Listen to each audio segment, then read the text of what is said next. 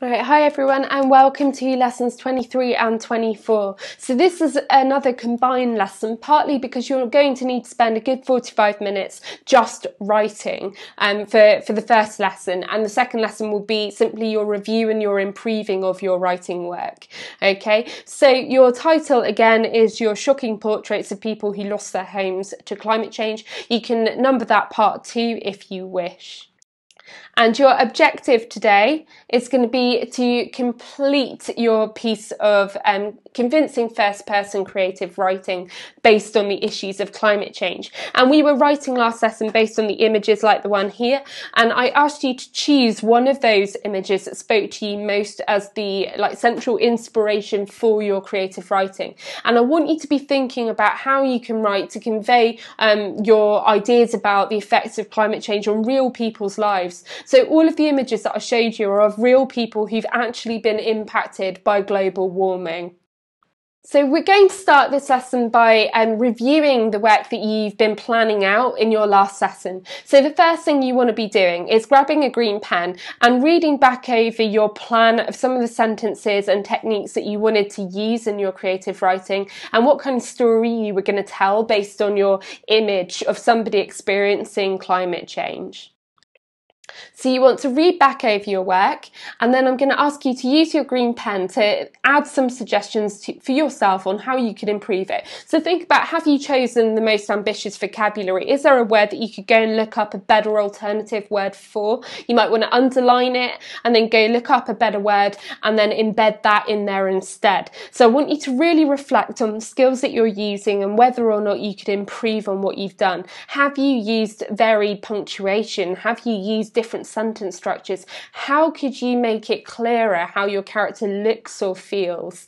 Okay, so go add to or improve some of your ideas now. If you haven't really written much at all yet, then I'm going to ask you, with the image that you have chosen, to start now thinking through how you could describe that image in a detailed and interesting way. And you want to spend at least 5 minutes doing that. Okay, once you've thought about how you could review your writing a little bit more, this is what we were doing at the end of last lesson. You were planning out some of the techniques and vocabulary that you could use to describe a first-person account of experiencing real-life climate change, like the image that is on the board here for you to have a look at, or on your screen. And I want you to now think about how you could develop this into a whole piece of narrative writing. So having thought about your descriptions, you're now going to extend this into a piece of creative writing, aiming for about a side if you can. Some of you I know have a tendency to write me about 10-side stories. Try and limit yourself this time, Nima. You're going to aim for no more than 3 sides maximum. If you can get it into a side, that'd be perfect. And the sort of methods that I've talked you through about how you can structure your writing are in the last video. So if you're stuck on either what image you're supposed to be using or on how you can structure paragraph by paragraph what you're writing about, go watch last lesson's video again for some top tips about how you can do that. You are now going to need to spend about 45 minutes just writing. Be creative, have fun with this, but most importantly, think emotionally about how it actually would feel to experience massive climate change that threatens both you and your family and the safety of the life that you once knew. Okay, really try and draw on that in your writing. Use your emotive language, use your imagery to really show what it must be like to feel that shock at seeing your whole world change. And you want to spend about 45 minutes doing this. So time to get your heads down and write as much as you possibly can. And feel free to end the video at the end of your writing time. And then you'll want to, for your next lesson, pick up at the end of this video to do the self-reflection work on your writing.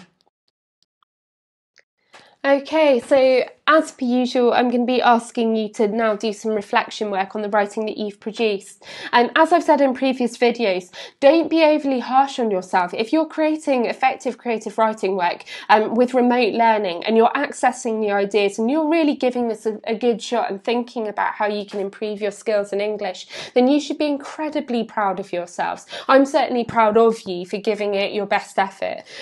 So, be fair with the feedback that you give yourself. that being said, it's such an important thing that you can identify your areas of weakness and that you know how to improve and develop those. We all have them. It doesn't matter how competent a writer is. Even well-published writers like J.K. Rowling have to have editors help them to improve their writing. Think about which bits to take out, think about better word choices, accuracy of their writing, etc. So there's never any shame in it, okay? It's just part of the process. One of my favourite writers, he writes The Great Gatsby, F. Scott Fitzgerald, actually famously was never satisfied with his short novel, even though it's become such a well-loved and well-thought-of text. So, you know, writers are notoriously hard on themselves. If you fit that category, then you're in good company.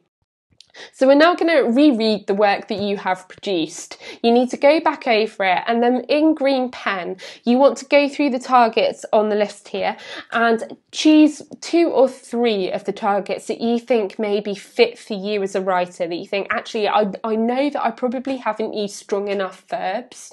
I could probably improve my choice of verbs to make my writing even more sort of vivid and lifelike, and that would be a valid target to give yourself. You want to write these out in complete sentences. Don't just give yourself targets A, F and I want the full sentence for each of them. Okay, so have a go at doing that now and pause the video. So I would really have loved to have been in class and heard some of the writing that you have produced. I know that between us all we would have had some fascinating and some incredibly well written examples to share. It's part of, I think, the roughest side of lockdown was missing out on that experience of all of our learning being collaborative and they're together in it all. So now we're going to think about your final stages. And I'm going to ask you to reflect on your progress throughout the whole unit, which is likely to be kind of a difficult or surreal experience considering none of it has been in class. But I hope that you still feel that you have learned something from these videos and from the work that you have produced and practiced in the process. And I'd like you to now look at my cute penguin here and think about everything that you've learned about the topic of climate change. Can you please write me down what you think you've learned this unit, what you've enjoyed, what you think has been most challenging as well. So what you've learned, what you've enjoyed, and what you think has been most challenging. Okay, so if you could write that feedback down, I'd really appreciate it. For any of you that want to continue and find some other text to write on the theme of climate change, perhaps writing another story, imagining the results of climate change in the future, anything like that, please send me some of your work. I'd love to read it and see how you're getting on with all of your learning. Okay, thanks ever so much everyone for watching the videos and doing your best with the lesson content. It's been a surreal term and I've missed you all massively. Please look after yourselves. Be kind to others. Don't forget to always consider other people in everything that you do. Okay, treat each other well. Bye.